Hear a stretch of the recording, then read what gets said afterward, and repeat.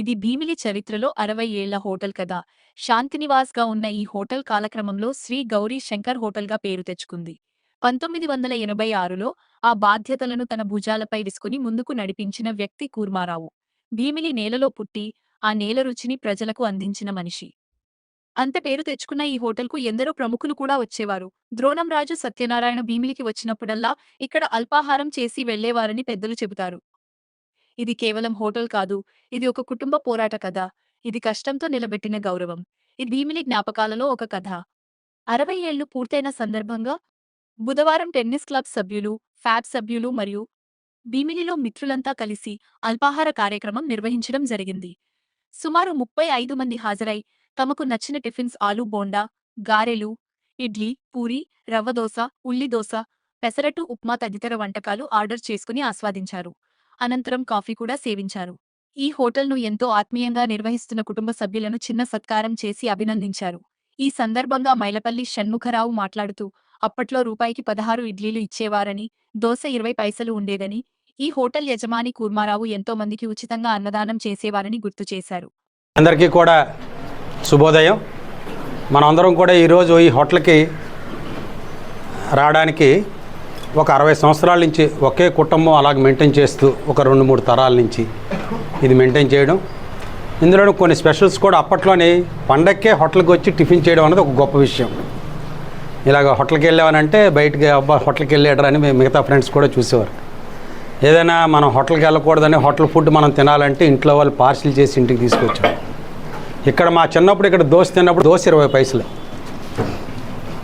ఇడ్లీ రూపాయికి 16 ఇచ్చేవారు. ఉల్లి దోశ కావాలంటే ఒక 5 పైసలు పెరిగి 25 పైసలు. ఇందులో ఈ ఓనర్ గారు కూర్మారావు గారు ఉండేవారు. కూర్మారావు గారి సంతానం 14 మంది. ఈ కూర్మారావు గారు ఎవరైనా తిండి లేనోడు కూడా అలాగొచ్చి బాబు అని అంటే ఆడికి డబ్బులు ఇచ్చేవారు కాదు. మరి ఆడికి ఏదో భోజనం చేసి పంపించిండ్రు అనేవారు, భోజనం పెట్టి పంపించిండ్రు అనేవారు. ఆ దాతృత్వం అవ్వచ్చు, ఆ మంచితనం అవ్వచ్చు.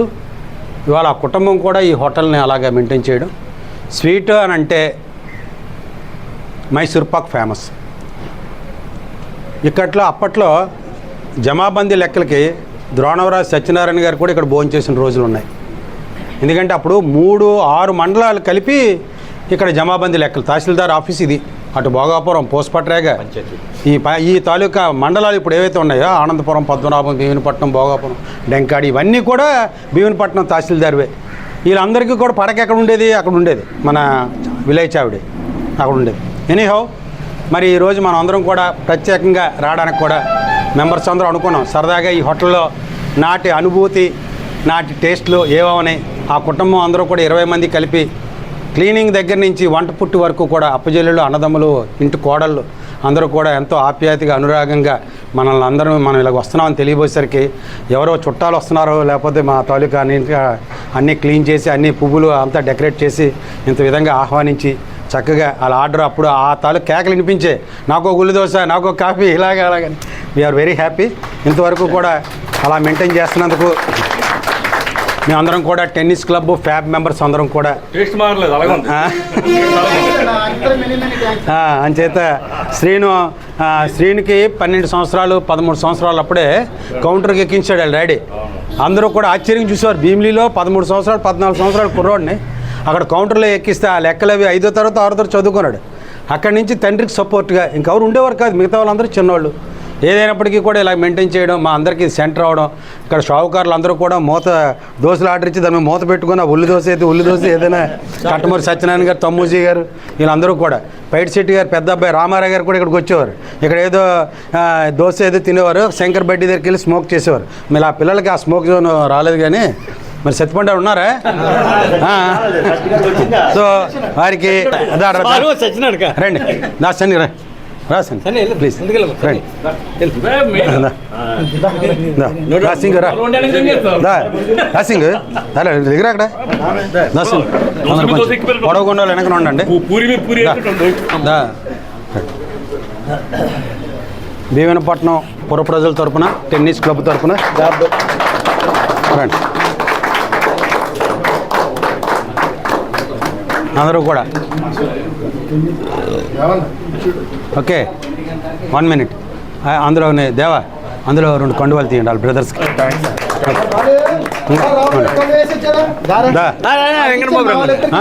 ఈ బ్యాట్ ఎందుకే?